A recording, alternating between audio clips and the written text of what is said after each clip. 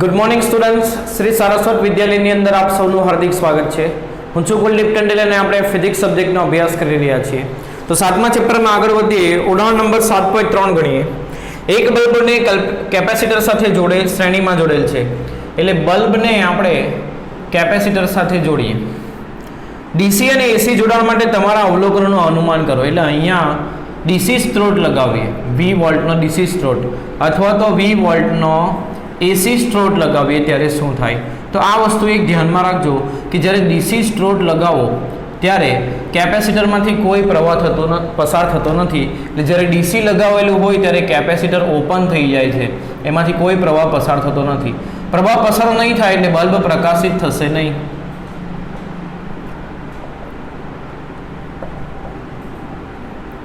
એટલે DC સ્ત્રોતમાં bulb પ્રકાશિત થશે નહીં.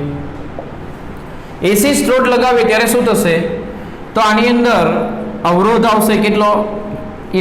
કેપેસિટિવ રિએક્ટન્સ જેટલો, જે કેટલો હશે 1/ωc, બરાબર.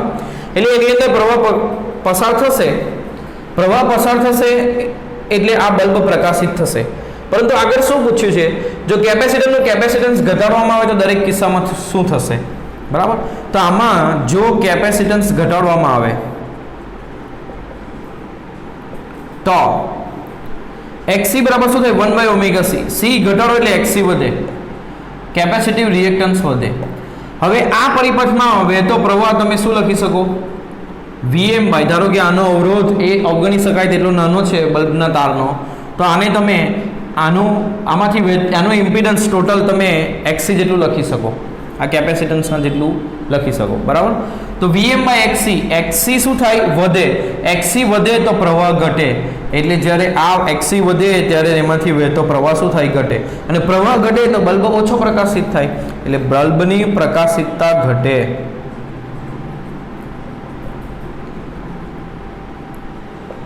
આ વસ્તુ ધ્યાનમાં રાખજો, બરાબર. અને આ ખાસ આ ટોપિક એકચ્યુઅલી જેઈ નીટમાં છે, આપણા બોર્ડ સિલેબસની અંદર નથી કે તમે ડીસી પરિપથ સાથે કેપેસિટર કે ઇન્ડક્ટર લગાવો ત્યારે શું થાય, બરાબર.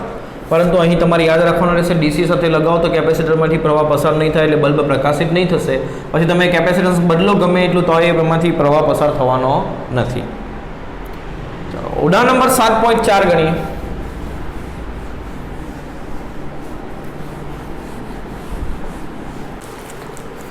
$220 વોલ્ટ અને 50 હર્ટ્ઝ. હર્ટ્ઝ સાથે આપ્યું એટલે એસી વોલ્ટેજ છે, એટલે હંમેશા VRMS.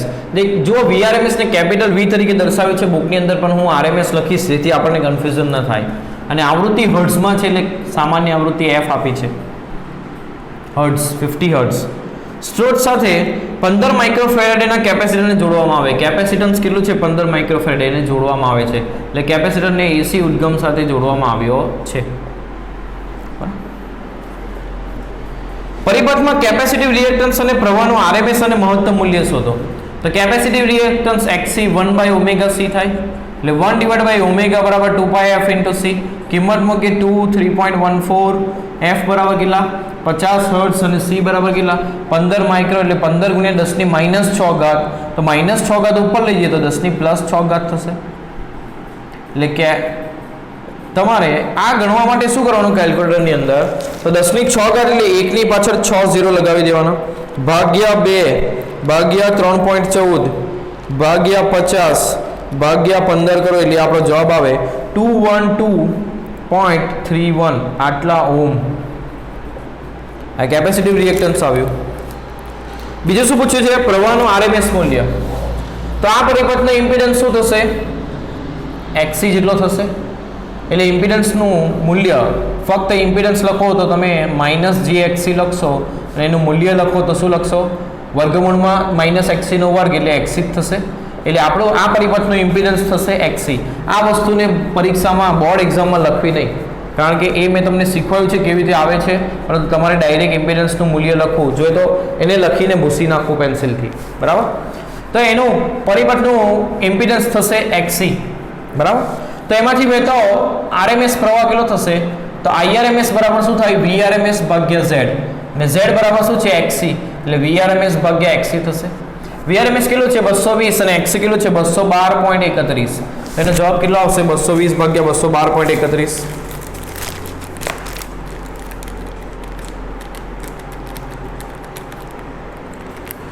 તો 1.036 એટલે 1.04 એમ્પિયર આટલો લખી શકાય. આરએમએસ પ્રવાહ આટલો હશે. પ્રવાહનું મહત્તમ મૂલ્ય કેવી રીતે મળશે? તો આઈઆરએમએસ નું સૂત્ર શું થાય? Im/√2. તો પ્રવાહનું મહત્તમ મૂલ્ય કેટલું થશે? IRMS × √2. √2 એટલે 1.41. તો 1.04 ને તમે 1.41 વડે ગુણો તો જવાબ આવશે 1.4664 એટલે 1.47 એમ્પિયર આવું લખી શકો. તો 3 જવાબ મળ્યા. આગળ શું પૂછ્યું છે? જો આવૃત્તિને બમણી કરવામાં આવે તો કેપેસિટિવ રિએક્ટન્સ અને પ્રવાહના મૂલ્ય પર શું અસર થશે? જો આવૃત્તિ બમણી કરવામાં આવે એટલે f બરાબર 2f, નવું f કેટલું કરવામાં આવે? 2f. તો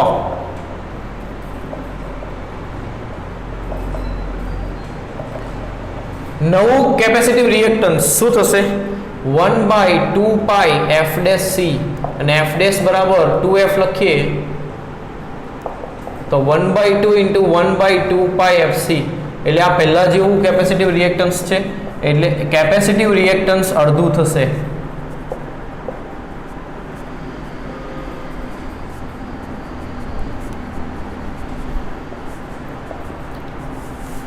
પછી બીજું શું પૂછ્યું છે? પ્રવાહના મૂલ્ય પર શું અસર થશે? તો પ્રવાહ IRMS બરાબર શું છે? VRMS બાય Z અને Z બરાબર શું છે? XC. જો XC અડધું થાય તો નવો પ્રવાહ 2 ઉપર જશે એટલે 2 વખત VRMS ભાગ્યા XC થશે એટલે બમણો થશે એટલે પ્રવાહના મૂલ્યો બમણા થશે.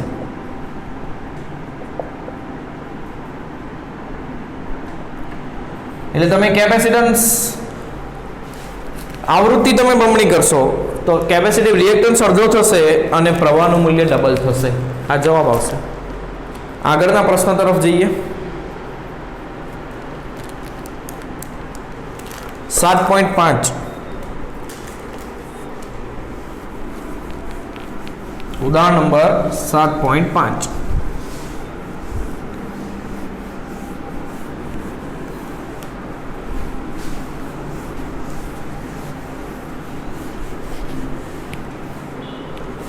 આકૃતિમાં દર્શાવ્યા મુજબ એક પ્રકાશીય બલ્બ અને એક ઓપન કોઇલ ઇન્ડક્ટરને એસી સ્ત્રોત સાથે કળ સાથે જોડેલ છે. એટલે આ એક બલ્બ છે અને આ એક ઇન્ડક્ટરને એસી સ્ત્રોત સાથે જોડેલ છે. બલ્બ હોય એટલે એનો અવરોધ હોય અને ઇન્ડક્ટર L એટલે RL પરિપથ કહેવાય આને. બલ્બ હોય એટલે એમાં કોઇલ હોય, એક તાર હોય એટલે એને શું હોય? અવરોધ હોય. તો આનો ઇમ્પિડન્સ શું થશે? વર્ગમૂળ. આનો ઇમ્પિડન્સ આમ લખો તો શું લખાય? R + jXL અને એની કિંમત લખો તો R વર્ગમૂળ R² + XL² થાય. હવે શું પૂછેલું છે? કળ બંધ કર્યા પછી થોડા સમય બાદ ઇન્ડક્ટરના અંદરના વિસ્તારમાં એટલે કળ બંધ કર્યા બાદ થોડા સમયમાં ઇન્ડક્ટર ચાર્જ થશે. ચાર્જ થઈ ગયા બાદ થોડા સમય બાદ શું થશે? લોખંડના સળિયો દાખલ કરવામાં આવે. જો સળિયો દાખલ કરવામાં આવે તો શું થશે? તો ઇન્ડક્ટરના ઇન્ડક્ટન્સનું સૂત્ર, સોલેનોઇડના ઇન્ડક્ટન્સનું સૂત્ર μ0 n² A × L હતું. હવે સળિયો દાખલ કરવામાં આવે તો ઇન્ડક્ટન્સ કેટલું થશે? μ n² AL થશે અને μ ને શું લખાય? μr × μ0 લખાય. તો આ શું થયું? આનું જે ઇન્ડક્ટન્સ છે એ વધ્યું. ઇન્ડક્ટન્સ વધે અને ઇન્ડક્ટન્સ વધે તો capacity inductive reactance ωL inductance વધે તો XL પણ વધે ને XL વધે તો શું થાય? શું પૂછ્યું છે? દાખલ કરવામાં આવતા પ્રકાશીય બલ્બની પ્રકાશિતતા વધશે ઘટશે કે કોઈ ફેરફાર નહીં થશે. તો એનો ઇમ્પિડન્સ શું થશે? XL વધે તો ઇમ્પિડન્સ પણ વધે. ઇમ્પિડન્સ વધે તો એમાંથી વહેતો પ્રવાહ I બરાબર શું થશે? Vm/Z. આ વધે તો Im ઘટે. તો પ્રકાશ એમાંથી પસાર થતો ઘટે એટલે પ્રકાશિતતા બલ્બની કેવી થશે? ઘટશે. તો ઘટશે જવાબ આવશે. ખ્યાલ આવ્યો? આગળનો પ્રશ્ન સોલ્વ કરીએ. ઉદાહરણ નંબર 7.6.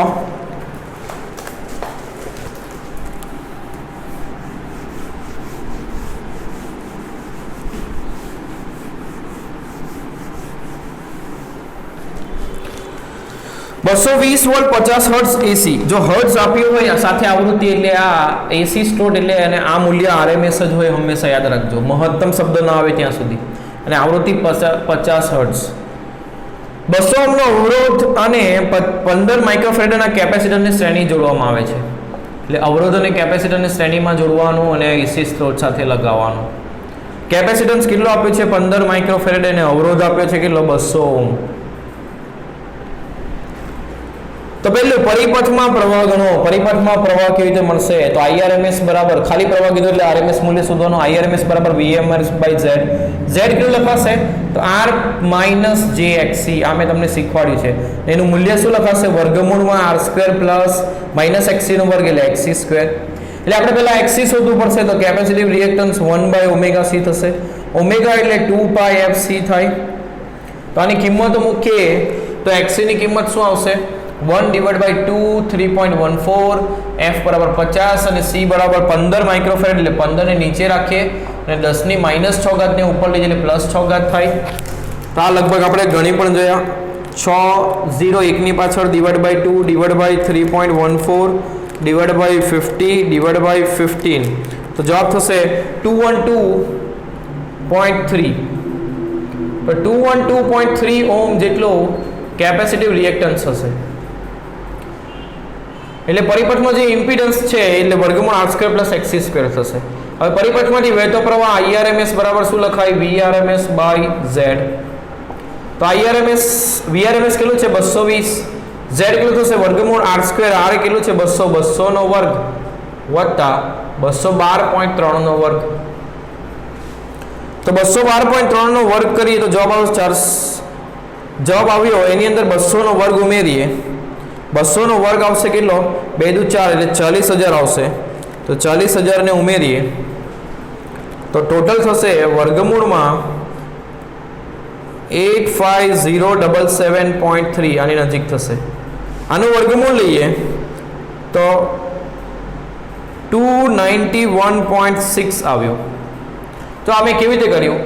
તો આ જવાબ મારા કેલ્ક્યુલેટરની અંદર હતો. એનો વર્ક કરવા માટે ગુણ્યા દબાવીને ઇક્વલ ટુ દબાવી એટલે વર્ક થઈ ગયો.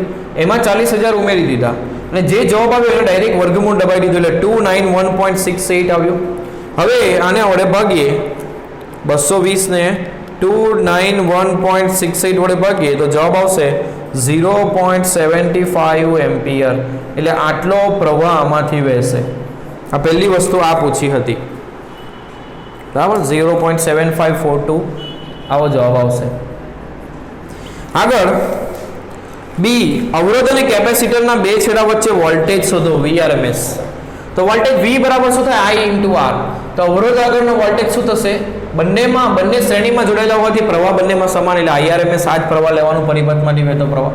તો I × R અવરોધ હોય ત્યારે એનો અવરોધ લખવાનો. તો IRMS 0.7542 અને અવરોધ કેટલો છે? 200. તો ગુણ્યા 200 કરીએ તો શું જવાબ આવે? એ ત્યાં આગળનો વોલ્ટેજ આવશે 0.7542. તો જવાબ થશે 150.84 વોલ્ટ. આ અવરોધ આગળનો વોલ્ટેજ થયો. તે જ રીતે ઇન્ડક્ટર આગળનો વોલ્ટેજ કરીએ તો IRMS ઇન્ટુ અવરોધની જગ્યા પર ઇન્ડક્ટિવ રિએક્ટન્સ લેવાનું આવે XL. સોરી, કેપેસિટર છે, ઇન્ડક્ટર નથી. તો કેપેસિટરનો આગળનો વોલ્ટેજ XC લેવાનો આવે એટલે 0.7542 ઇન્ટુ XC બરાબર કેટલું છે? 212.3. તો 0.7542 ઇન્ટુ 212.3 બરાબર આવશે 160.11 વોલ્ટ. આટલો કેપેસિટર આગળનો વોલ્ટેજ આવશે. તો અવરોધ અને કેપેસિટર આગળના વોલ્ટેજ આપણે શોધી દીધા. હવે શોધવાનું શું છે? તો શું આ વોલ્ટેજનો બેઝિક સરવાળો સ્ત્રોત વોલ્ટેજ કરતાં વધુ હશે? તો આનો બેઝિક સરવાળો કરીએ એટલે VR + VC કરીએ તો કેટલો જવાબ આવશે? 160.11 પ્લસ 150.84 તો જવાબ આવશે 310.95 વોલ્ટ, જે સ્ત્રોતના વોલ્ટેજ કરતાં વધારે છે. જો હા તો આ વિસંગતતાનો ઉકેલ જણાવો. હવે કેમ આવું થયું તે સમજાવો. શ્રેણીમાં અહીંયા અને અહીંયાના વોલ્ટેજનો સરવાળો એટલે આના વોલ્ટેજ જેટલો થવો જોઈએ, પણ આનો વોલ્ટેજ 220 છે, પણ આ બેના વોલ્ટેજનો સરવાળો એ 220 નહીં થયો, એનાથી વધારે થયો. આવું કેવી રીતે? તો યાદ રાખો, જ્યારે એસી પરિપથમાં ગણતરી કરતા હોય ત્યારે પરિણામી વોલ્ટેજ એસી પરિપથમાં પરિણામી વોલ્ટેજ એ બંનેના વોલ્ટેજનો સરવાળો કરવાનો હોય, પરંતુ કેવો સરવાળો? સદિશ સરવાળો કરવાનો હોય છે, આમને આમ થશે નહીં. બરાબર? એટલે સદિશ સરવાળો કરશો તો તમારો વોલ્ટેજ એ આ વોલ્ટેજ જેટલો આવશે. આપણે કરીને ટ્રાય કરીએ. બરાબર? પ્રશ્નની અંદર બસ આટલું જ પૂછ્યું છે કે થાય છે કે નહીં, તો નથી થતું. કેમ? તો એસી પરિપથમાં પરિણામી વોલ્ટેજ એ બેના સદિશ વોલ્ટેજોના સદિશ સરવાળા જેટલું થાય. સદિશ સરવાળો કેવી રીતે કરવાનો? તો એના માટે મેં તમને ફેઝરની રીત શીખવાડી હતી, એ સરળતાથી થશે. પહેલા પરિપથમાં વહેતો પ્રવાહ દોરીએ, શ્રેણીમાં છે પરિપથ એટલે પ્રવાહ સદિશ દોરી દીધો. પછી આ બેનો સરવાળો કરવાનો છે, તો આર આગળનો વોલ્ટેજ એ કળામાં પ્રવાહ સાથે સમાન હોય એટલે એની ઉપર જ આવશે આર આગળનો વોલ્ટેજ. અને સી આગળનો વોલ્ટેજ યાદ કરો, એલ આઈ પાછળ આવું વાક્ય આપણે યાદ રાખ્યું હતું. તો સી માટે આઈ આગળ થશે અને સી માટે આઈ આગળ, તો વી પાછળ થાય. વી પાછળ હોય એટલે કઈ દિશામાં લઈ જવાનો? ઘડિયાળના કાંટાની દિશામાં, એટલે અહીં આગળ સી આગળનો વોલ્ટેજ આવશે વીસી. આ બેનો સદિશ સરવાળો કરો એટલે સમાંતર બાજુ ચતુષ્કોણ બનાવો, તો આ તમારો પરિણામી વોલ્ટેજ થશે. હવે બે સદિશનો સરવાળો કરવાનો છે ને બે સદિશ પરસ્પર લંબ છે. બે સદિશ કેવા છે? પરસ્પર લંબ, અને એમનો સદિશ સરવાળો કરવાનો છે. તો બે સદિશ જો પરસ્પર લંબ હોય તો પરિણામી સદિશનું મૂલ્ય શું થાય? વર્ગમૂળ VR² + VC² થાય. સદિશ સરવાળો કરવાનો હોય તો આ વસ્તુની ગણતરી કરી 150.84 ગુણ્યા 150.84 એટલે જવાબ આવશે 22752.7. હવે VC² કરીએ તો VC 160.11 એનો વર્ગ કરીએ તો કેટલો આવશે? 25635.21. એમાં આપણે ઉમેરીએ 22752.7 અને એ જે જવાબ આવ્યો એનું વર્ગમૂળ લઈએ તો જવાબ આવશે 219.97 એટલે 220 આવ્યો. તો આ રીતે એનો ઉકેલ મળશે. એટલે પરિણામી વોલ્ટેજ એ બે આગળના વોલ્ટેજના સદિશ સરવાળા જેટલું થશે, બેઝિક સરવાળા જેવું આવશે નહીં. તો આ વસ્તુ અહીંયા સમજાવવા માટે આ દાખલો આપ્યો હતો, જે સરસ રીતે આપણને સમજાઈ પણ ગયો અને આપણે જે રીત કરી છે એનો ઉપયોગ કરીને આપણે ચેક પણ કરી શક્યા. બરાબર? ચાલો આગળ જઈએ. એટલે જ્યારે પણ આવું કંઈક પૂછાશે, અહીંયાનો વોલ્ટેજ આપેલો છે, કુલ વોલ્ટેજ આપેલો છે, અહીંયા આગળ વોલ્ટેજ કેટલો, તો આ બેના સદિશ સરવાળા પરથી ગણવાનું રહેશે. તમારે ડાયરેક્ટ બેઝિક સરવાળો કરીને મેળવવાનું રહેશે નહીં. કયા પરિપથની અંદર? એસી પરિપથની અંદર. ત્રીજા ચેપ્ટરમાં પરિપથ ડીસી હોય ત્યારે ગણતરી અલગ હોય છે. ચાલો હવેનો જે ટોપિક છે એ બોર્ડ એક્ઝામમાંથી નીકળી ગયો છે, પણ હું તમને સમજાવી દઉં કારણ કે આપણને બીજી બધી એક્ઝામ્સમાં પણ કામ લાગશે. બરાબર? એ ટોપિક છે એસી પરિપથમાં પાવર. તો સાધને કેટલો પાવર વાપર્યો અથવા સ્ત્રોતમાંથી કેટલો પાવર આપવામાં આવ્યો તે શોધતા આપણે શીખીએ.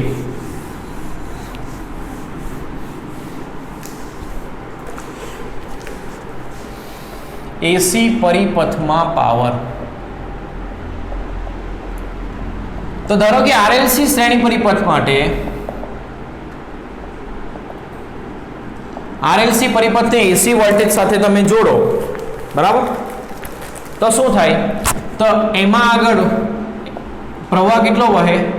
તો Vm/Z sin ωt +5 જેટલો પ્રવાહ વહે જો XC XL કરતાં વધારે હોય ત્યારે, અને એનો વોલ્ટેજ કેટલો હોય? તો Vm sin ωt આટલો વોલ્ટેજ હોય. અને બે વચ્ચેનો કડા તફાવત phi બરાબર કેટલું હોય? tan ઇન્વર્સ XC - XL ભાગ્યા R. આરએલસી શ્રેણી પરિપથ માટે આ બધું આપણને ખબર છે, અને ના ખબર હોય તો કેવી રીતે તારવવાનું એ પણ મેં શીખવ્યું છે.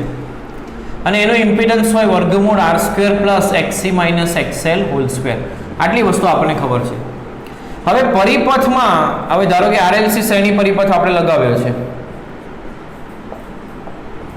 તો એ પરિપથમાં વપરાતો પાવર ગણવાનો છે. તો પરિપથમાં વપરાતો તત્કાલીન પાવર એક્ઝેક્ટ સમય, કારણ કે પ્રવાહ અને વોલ્ટેજ સમય સાથે બદલાય તો પાવર પણ બદલાશે. તો તત્કાલીન પાવર ગણીએ તો તે કેટલો આવશે? તો t સમયનો વોલ્ટેજ અને t સમયનો પ્રવાહ VI બેનો ગુણાકાર કરીએ તો v બરાબર કેટલા છે vm sin ઓમેગા t અને i બરાબર કેટલા છે તો vm by z sin omega t plus phi આવું છે. આ બેમાંથી કોમન શું નીકળશે તો vm સ્ક્વેર થશે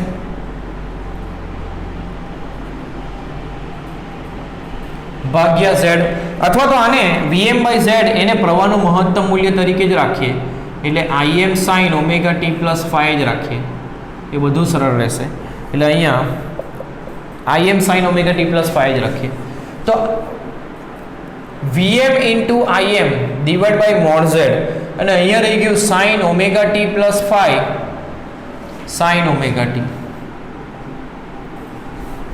હવે બે વડે ભાગીએ અને બે વડે ગુણીએ તો બે વડે ભાગ્યો તો 2z અને આ 2 sin omega t plus phi sin omega t આવું થશે.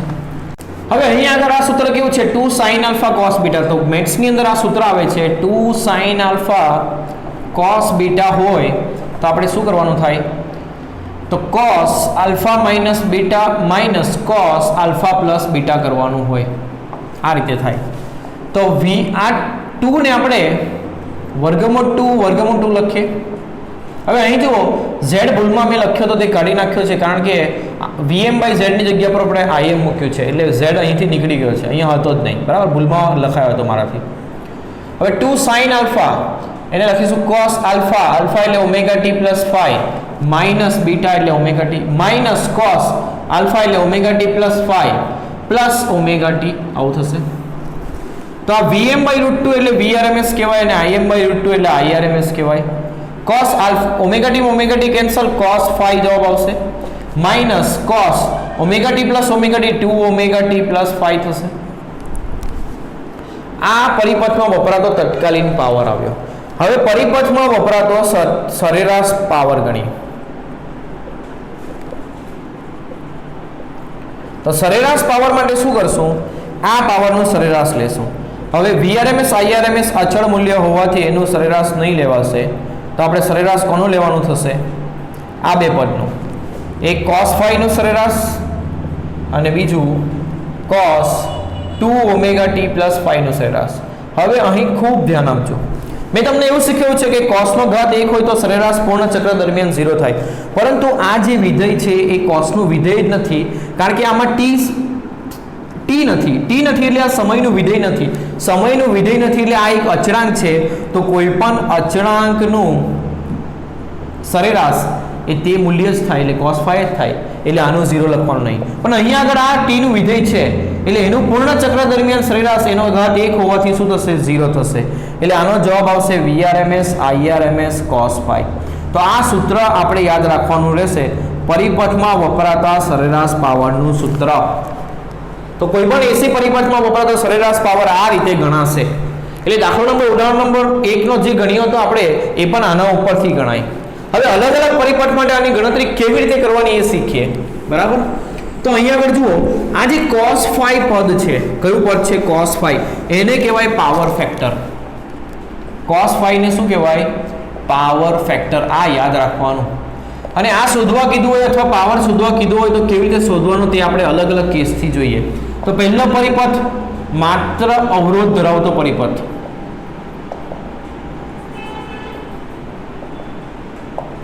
જો પરિપથમાં ફક્ત અવરોધ હોય તો શું થશે તો એનો ઇમ્પિડન્સ કેટલું થશે r. હવે તમારે દોરવાની આકૃતિ, એટલે આ બિંદુ કયું થયું j વગરનું પદ r અને j વાળું 0, j0 લખાય r પ્લસ j0, એટલે એ ક્યાં આવશે વાસ્તવિક અક્ષ પર આવશે બિંદુ r આગળ. એટલે અહીં આગળ બનતો ખૂણો phi આ રેખાએ ધન x અક્ષ સાથે બનાવતો ખૂણો કેટલો છે 0, એટલે આ કેસમાં phi 0 આવશે. phi 0 એટલે cos phi શું થાય cos 0, cos 0 શું થાય 1 થાય, એટલે પરિપથમાં વપરાતો પાવર શું આવશે vrms irms cos 1, cos phi બરાબર 1 એટલે vrms irms. એટલા માટે પહેલા દાખલાની અંદર આપણે આ સૂત્ર વાપર્યું હતું કારણ કે ત્યાં ફક્ત અવરોધ હતો એટલે. બીજો પરિપથ જોઈએ માત્ર ઇન્ડક્ટર અથવા માત્ર કેપેસિટર ધરાવતો પરિપથ.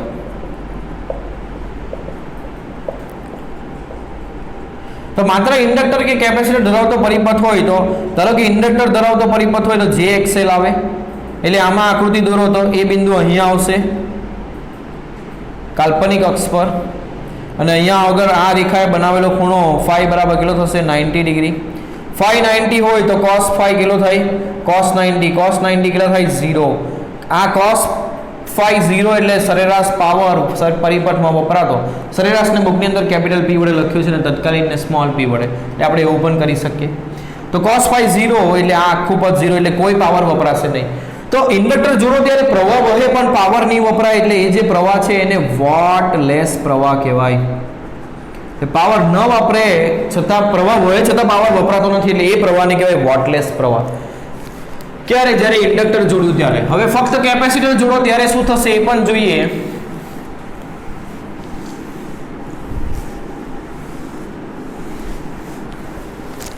તો ફક્ત કેપેસિટર જોડો ત્યારે શું થશે? તો Z બરાબર થશે -jXc, એટલે આ બિંદુ થશે 0 -xc, એટલે આ બિંદુ દોરો તો ક્યાં આવશે? ઋણ y અક્ષ પર.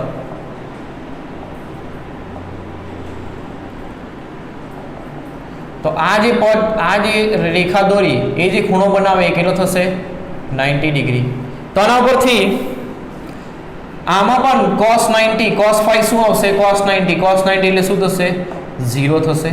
cos 90 0 એટલે પરિપથમાં વપરાતો પાવર પણ 0, એટલે આમાં પણ કેપેસિટર જોડો ખાલી કેપેસિટર ત્યારે પણ પ્રવાહ વહે છે પણ પાવર વપરાતો નથી, એટલે વોટલેસ પ્રવાહ કહેશું એને આપણે.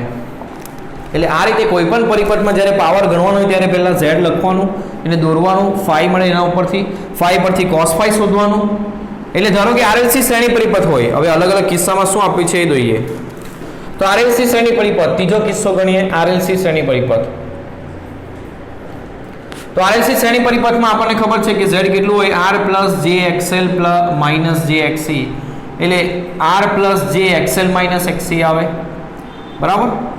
Z બરાબર આને દોરીએ તો કેવી રીતે આવે? અહીંયા R અને અહીંયા XL - XC. એ ડિપેન્ડ કરે કે XL મોટું છે કે XC. ધારો કે આપણે XC ને મોટું લઈએ XL કરતા, તો આ મોટું અને આ નાનું, એટલે આ ઋણ થશે, એટલે ક્યાં આવશે? નીચેની તરફ, ઋણ y અક્ષ પર જશે. એટલે આ બિંદુ અહીંયા આવશે XL - XC, અને આ થશે R,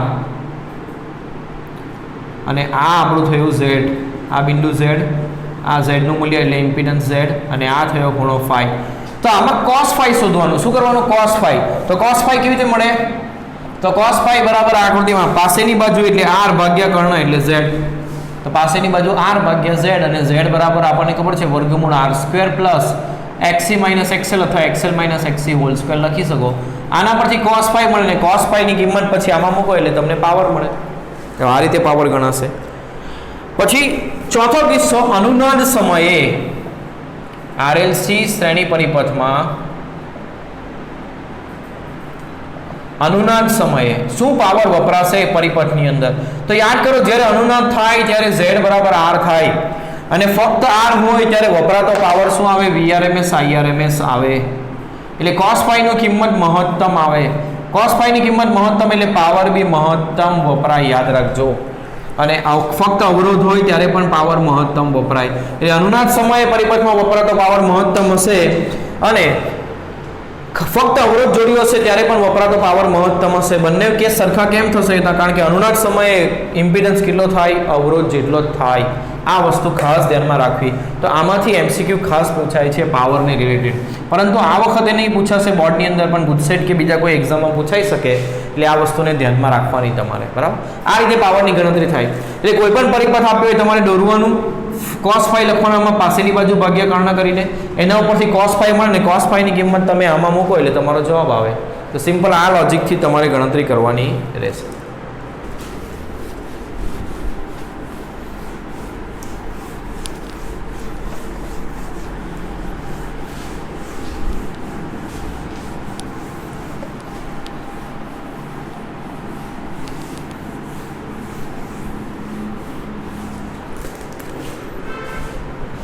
ઉદાહરણ નંબર 7.8 ગણીએ. 283 વોલ્ટ મહત્તમ મૂલ્ય, એટલે જો આ Vrms નથી આપ્યું, હવે Vm આપ્યું છે. મહત્તમ લખો ત્યારે સ્મોલ v લખેલું છે બુકમાં, એટલે આપણે પણ સ્મોલ v લખશું. 50 હર્ટ્ઝ આવૃત્તિ और 60 પ્રકારનો વોલ્ટેજ એલસીઆર શ્રેણી પરિપથને લાગુ પાડેલ છે, જેમાં R બરાબર 3 ઓહ્મ છે, L બરાબર 25.48 મિલી એટલે 10⁻³ હેનરી છે, અને C બરાબર છે 796 માઇક્રોફેરેડ એટલે 10⁻6 ફેરેડે થાય. તો પરિપથનો ઇમ્પિડન્સ, તો RLC શ્રેણી પરિપથ માટે ઇમ્પિડન્સ કેવી રીતે આવે? R પ્લસ જે XL માઇનસ જે XC, અને આના પરથી Z નું મૂલ્ય આપણે લખીએ વર્ગમૂળ R² plus XC minus XL અથવા XL માઇનસ XC તમે બંને લખી શકો, બંને સરખું જ થાય કારણ કે એનો વર્ગ કરવાનો છે. તો આપણે પહેલા XL ને XC શોધીએ. તો XL બરાબર શું થશે? Omega L. ઓમેગા બરાબર શું થાય? 2πfL. તો 2 3.14, L F બરાબર 50 અને L બરાબર કેટલું છે? 25.48 × 10⁻³ એટલે એની ગણતરી કરીએ તો 25.48 × 50 × 3.14 × 2 કરો તો જવાબ થશે 8000.72 ગુણ્યા 10⁻³ એટલે એપ્રોક્સિમેટ તમે 8 ઓહ્મ લખી શકો. આ એનું ઇન્ડક્ટિવ રિએક્ટન્સ આવ્યું. હવે કેપેસિટિવ રિએક્ટન્સ ગણીએ તો 1/ωc એટલે 1/2πfc થશે. તો 1/2 3.14, F બરાબર આવૃત્તિ 50 હર્ટ્ઝ અને C બરાબર 796 × 10⁻⁻6 થશે. તો 10⁻⁻6 ને ઉપર લઈ જાઓ એટલે 10⁻+6 લખો એ વધારે સારું રહેશે. એટલે 10⁻6 લખવાની પહેલા તેને ભાગવાનું કોના વડે? 2 / 3.14 ભાગ્યા 50 ને ભાગ્યા 796 તો જવાબ આવશે 4, એપ્રોક્સિમેટ 4 ઓહ્મ જવાબ આવે. તો આના પરથી ઇમ્પિડન્સ Z બરાબર શું થશે? વર્ગમૂળ R² પ્લસ, હવે XL મોટું છે એટલે અહીંયા XL માઇનસ XC લખીએ, વર્ગ જ છે એટલે કોઈ ફરક પડશે નહીં. તો XL minus XC whole square તો કેટલું થશે? વર્ગમૂળ R નો વર્ગ 3 નો વર્ગ 9, XL 8 માઇનસ 4 નો વર્ગ એટલે 3 નો વર્ગ 9 અને 4 નો વર્ગ 16 એટલે 25 એટલે 5 ઓહ્મ એનો ઇમ્પિડન્સ થશે. એટલે પરિપથનો ઇમ્પિડન્સ આપણે શોધ્યો કેટલો? 5 ઓહ્મ. સ્ત્રોત વોલ્ટેજ અને પ્રવાહ વચ્ચેનો કડા તફાવત, તો કડા તફાવત શોધવા માટે તમારે એને ગ્રાફમાં પ્લોટ કરવું પડે. એ તમારે રફમાં પ્લોટ કરવાનું, કારણ કે આ પ્લોટિંગ બુકની અંદર દર્શાવ્યું નથી એટલા માટે. તો આનો વાસ્તવિક ભાગ R થશે ને કાલ્પનિક ભાગ XL માઇનસ XC થશે. અને અહીંયા મોટું કોણ છે? XL મોટું છે એટલે આ ધન આવશે એટલે ધન y અક્ષ પર આવશે XL માઇનસ XC, અને અહીંયા R એટલે આ બિંદુ થશે Z. તો આ કડા તફાવત phi થયો તો તે શોધવા માટે tan phi લખીએ તો સામેની બાજુ એટલે આ એટલે કેટલું? XL માઇનસ XC ભાગ્યા પાસેની બાજુ એટલે આ એટલે કેટલી? R. XL કેટલું? 8, XC કેટલું? 4 ભાગ્યા અવરોધ કેટલો? 3. તો 4 ભાગ્યા 3 આ tan phi આવ્યું તો phi બરાબર થશે tan ઇન્વર્સ 4/3. હવે જો કિંમત ટેબલની અંદર જોઈને લખી હોય તો આપણે પણ જોઈને લખવી પડે, બરાબર? તો પહેલા તો 4/3 ની કિંમત શોધીએ અને પછી એને ટેબલમાં જોઈએ. 4/3 ની કિંમત આવશે 1.3333 અને એને ટેબલમાં જોઈએ. નેચરલ 10 ટેબલ ખોલવાનું આપણે. 1 પોઈન્ટ ક્યાંથી શરૂઆત થઈ જુઓ તો 45 ડિગ્રી પછી થાય અને એમાં 333 શોધીએ તો 3319 મળ્યું એટલે 53 ડિગ્રી છે. અને મિનિટ લખીએ તો 1933 માઇનસ 19 કરીએ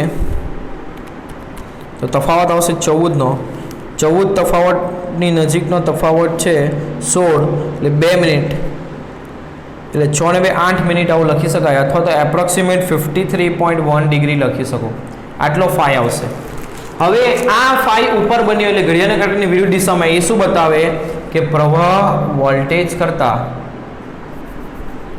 અહીં નહીં સમાશે એટલે અહીં લખું છું, પ્રવાહ વોલ્ટેજ કરતા કળામાં phi જેટલો કેવો છે? પાછળ છે. ઘડિયાળના કાંટાની વિરુદ્ધ દિશામાં બને એટલે પાછળ આવે ને ઘડિયાળના કાંટાની દિશામાં હોય તો આગળ આવે. Simple logic.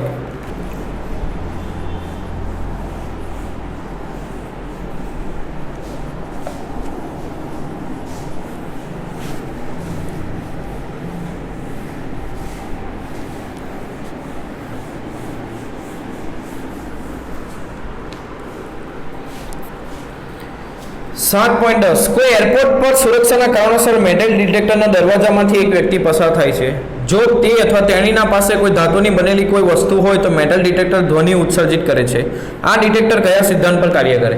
મેટલ ડિટેક્ટરમાં એક આવી બહુ વધારે ગૂંચળાવાળી કોઇલ મૂકી હોય, તેની સાથે કેપેસિટર જોડ્યું હોય અને તેમાં અનુનાદની સ્થિતિ સેટ કરી હોય, એટલે પ્રવાહ વહેતો મહત્તમ હોય, મહત્તમ પ્રવાહ વહેતો હોય એમાંથી. હવે જ્યારે તમે અહીંથી મેટલ લઈને પસાર થશો, કોઈક વ્યક્તિ આમાંથી મેટલ લઈને એટલે કે ધાતુ લઈને પસાર થાય તો શું થાય? તો ધ્વનિ ઉત્સર્જિત થાય. તો ધ્વનિ શા માટે ઉત્સર્જિત થાય તે ગણીએ. તો ધાતુ લઈને પસાર થવા એટલે કોઇલમાં કોઈક માધ્યમ ઉમેરાયું કહેવાય. કોઇલમાં કોઈક માધ્યમ આવ્યું કહેવાય. આ કોઇલ છે એમાં કોઈક માધ્યમ આવ્યું. કોઇલનું માધ્યમ બદલાય